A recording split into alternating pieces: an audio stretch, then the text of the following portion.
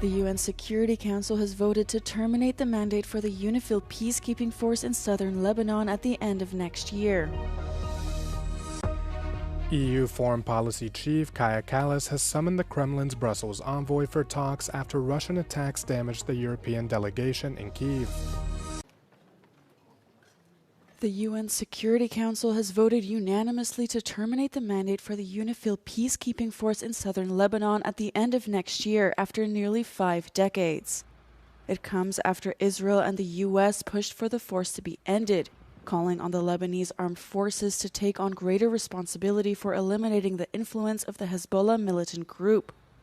But Lebanese officials have warned stability in the region remains fragile following last year's hostilities between Israel and Hezbollah. The commitment of the Lebanese government is there, but how can they be deployed everywhere in the south if the IDF are still present in the south?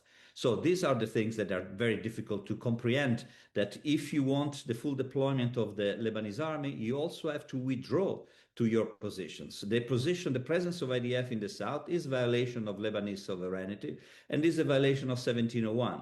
So this can be done, but there needs to be commitment from both sides. UNIFIL has played a significant role in monitoring the security situation in southern Lebanon for decades. It was initially created to oversee the withdrawal of Israeli troops from southern Lebanon after Israel's 1978 invasion, but its mission was expanded following the 2006 Israel-Hezbollah war.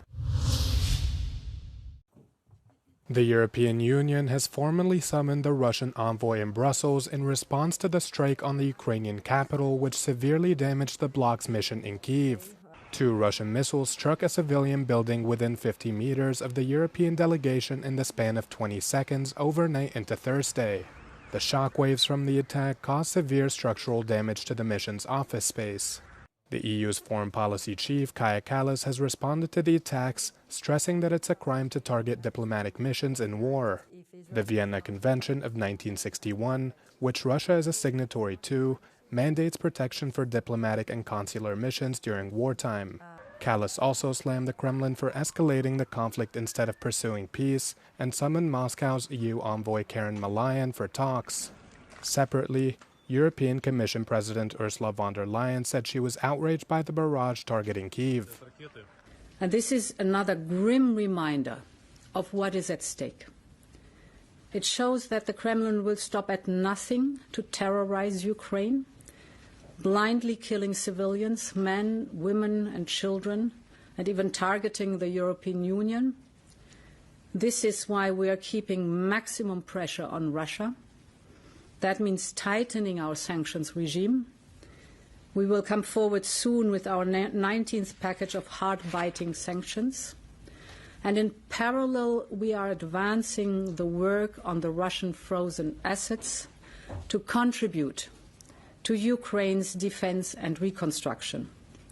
The Commission chief noted that none of the delegation staff were harmed in the attacks and re-emphasized her unwavering support to Ukraine.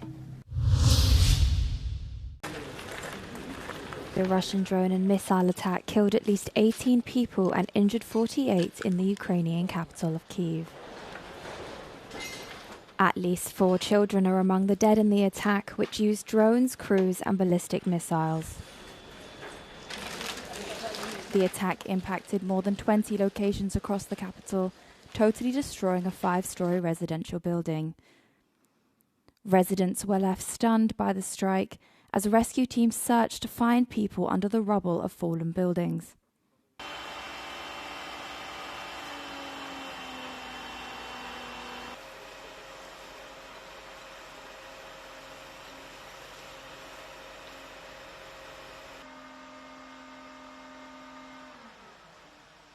На голову двері. Це все, що було. Всю квартиру розтрощило, у нас 2 машини побило.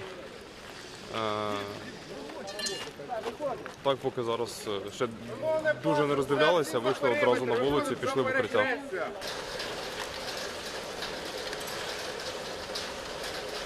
Да, чесно, прям от щоб так близько ще ніколи не пролітало. От, ну, В будь-якому разі зараз страждають всі і прилітає в будь-які райони. І, як бачимо, ніякі перемовини поки нічого не дають, люди страждають, на жаль. The attack is Russia's first major strike on Kyiv since US President Donald Trump met Russian President Vladimir Putin in Alaska earlier this month. Despite multiple high-level meetings, US-led efforts to bring about an end to the war have struggled to gain traction.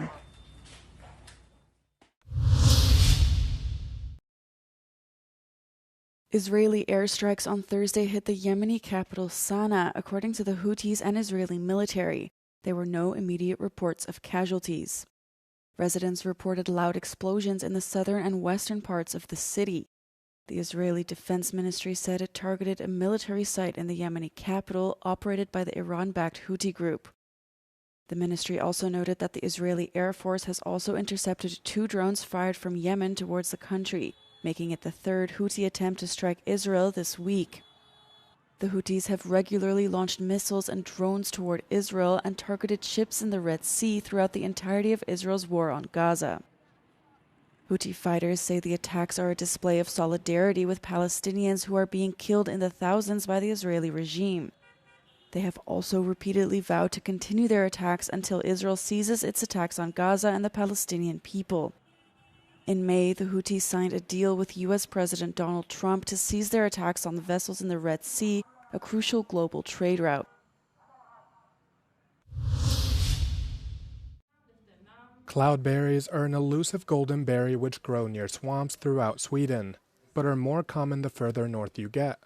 On average, the estimated total amount of berries in Sweden is around 250,000 tons of blueberries and about 80,000 tons of cloudberries. But due to a combination of rising temperatures and fewer pickers, this year's yield is projected to dramatically decline. Vid normal säsong när vi köper in bären, då brukar vi kan köpa ungefär 2 ton om dagen på ett ställe. Och här, just nu ser det ut så här att vi köper in 1 ton. Så det minskar det ganska mycket. Det är få som plockar. Det kommer betyda att det kommer fattas bär i fryserna. Industrier kommer skrika efter bären, men de kommer inte finnas. And in turn, prices are expected to shoot up. Blåbär, just nu vi betalar 30 kronor per kilo till den som kommer orensade bären. Och ett normalår, hur ligger det då? Normalår med blåbär till exempel, vi började med 12 kronor per kilo. Och så sen priset kunde ha stigit till 17, 18, maximalt 20. Priserna stiger och konsumenterna måste liksom förstå att bären blir dyra i år. Tyvärr. Det kan vara rekordnivå. Det kan vara rekordnivå eftersom vi vet aldrig hur det blir under säsongen, så att det kommer styra priserna, och det är få plockare som plockar just nu, och det är mindre bär i skogen med hjortron. Berry vendors say the drop in stock may even create a situation where berries are sold on the black market.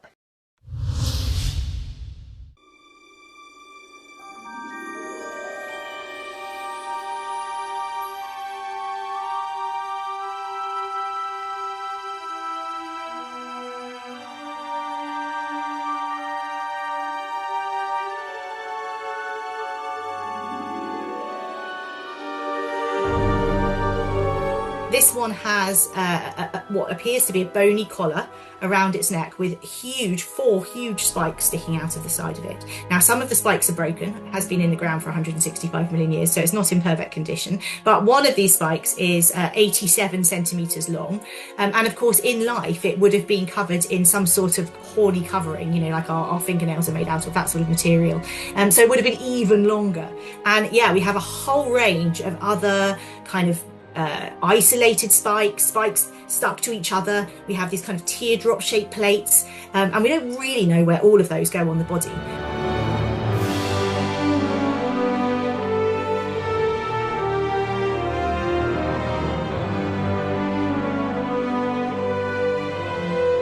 We think that this animal was using this armour not just for defence, as is generally thought to be the case with these armoured dinosaurs, but also potentially for some sort of display. Maybe it was showing off to attract a mate, or maybe it was being used in some sort of courtship fighting like deer do, or something like that. We can't be sure, but it seems like massive overkill to have these enormous spikes just to defend itself.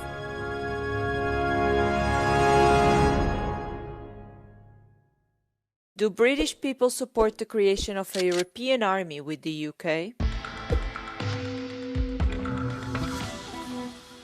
Around 46% of British people support the idea of the creation of a European army that includes the UK, while 28% do not. This is what a recent YouGov survey of 7,300 adults in Great Britain stated. The individuals who strongly support this idea are mainly located in Scotland and Wales, while those who somewhat support it are mainly found in Wales and the south of England. More than half of the male respondents either strongly support or somewhat support the idea. In contrast, the picture was less clear for female respondents, with many either somewhat supporting the idea or more than a third indicated that they don't know. Among survey participants aged 25 and over, there is a tendency to somewhat support the establishment of a European army, while the younger individuals remain uncertain about their stance on the issue. Supporters of Liberal Democrats and the Labour Party are generally more in favour than those who back the Reform Party, who represent the largest group opposing the idea. However, the most muscular defense could cause more trouble among the electorate, as most Brits do not want to increase defense spending if it means tax increases. YouGov found 55% would oppose paying more tax to increase the sector, while less than a third would support it.